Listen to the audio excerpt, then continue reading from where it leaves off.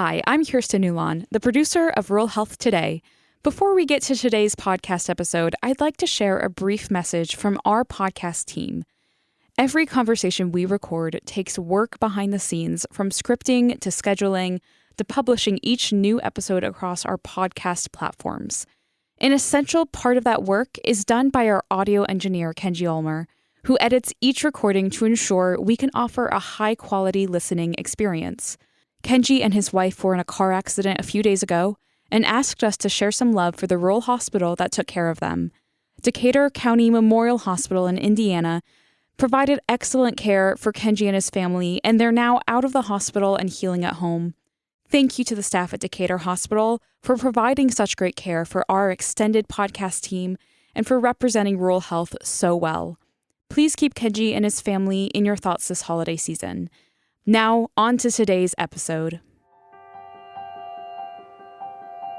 Welcome to Rural Health Answers, a segment of our podcast, Rural Health Today, for you, our listeners, to ask questions only rural health experts can answer.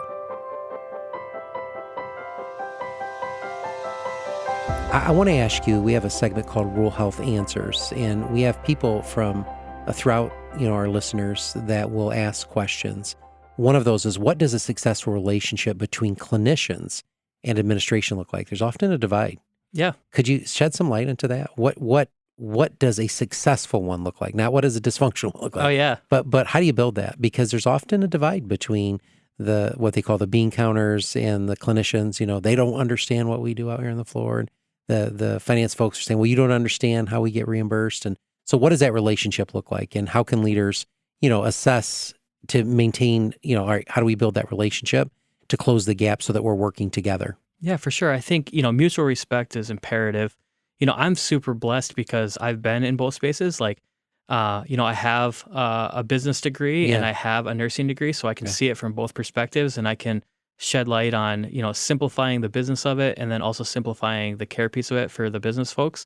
I think one of the things is, as a leader, I'm always like seeking to understand. Like I lead with humility. I do not pretend to have all the answers. I try to meet people where they're at, and then I just do a lot of listening. And I think that, the other thing is I always tell people I will never overpromise and underdeliver. Yeah. And so I'm really thoughtful and careful on that. I'll never make a promise I can't keep. Right. And so, I think those, when you do commit to something, you got to do it. You got to follow through. You got to follow through. And I think inherently everybody wants to do well. Everybody wants the same thing. Yeah. Those relationships take time. They do. And sometimes if you're like, I was fortunate enough to come into a really good culture, and we were able to go from good to great. I once read something that said culture change takes 7 to 12 years. And so if the culture isn't necessarily, great at this point, you got to recognize from both parties that it's a marathon, not a sprint. Yeah. I've said that a lot, but healthcare is just so, it's just continuous. Yeah. And so, those are the big things for me. We treat everybody. One of the things that I love about our facility is it's a very flat authority gradient. Nobody is above anybody else, and we've got multiple examples of some cool things that we've done in the past to really keep that flat. But we're just really intentional about everybody being an equal, and treating everyone with mutual respect. Whether you're working in dietary and security and pharmacy, as a physician, as an administrator, as a nurse, respiratory therapy, everybody's the same. We all go to the same grocery store. We all stand in line. We all pay the same amount for milk. Absolutely. And I've just, part of me thinks that's just it's the ruleness of what we do. It is, because you don't see that everywhere. No. And yeah, definitely. I've been in other spots where that's not the case. There's definitely a steep authority gradient. Yeah. And so, I think those are kind of my recommendations just to, for the relationship is good. I love being in the small space where we can quickly solve a problem, and it doesn't take 400, somebody comes to me, I remove the barrier, and we move on. And everyone's like, wow, that was awesome, because it's not like that everywhere.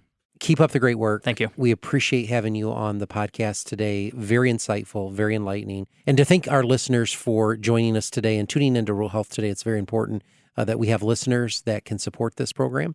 And I would encourage our listeners to catch our next segment, Rural Health News, To stay up to date on current state of rural healthcare every Monday, wherever you get your podcasts, don't forget to check out our latest updates and resources from Rural Health Today at ruralhealthtoday.com, and make sure you're subscribed to the show so you never miss an episode. Until next time, remember the power of rural. Thank you for listening to another episode of Rural Health Today, the podcast where we connect you to what really matters in rural health. Rural Health Today is a production of Hillsdale Hospital in Hillsdale, Michigan, and a member of the Health Podcast Network. Our host is JJ Hodshire, our producer is Kirsten Newlon, and our audio engineer is Kenji Ulmer. Special thanks to our guests for sharing their expertise on the show, and also to the Hillsdale Hospital marketing team. If you want to submit a question for us to answer on the podcast or learn more about Rural Health Today, visit ruralhealthtoday.com.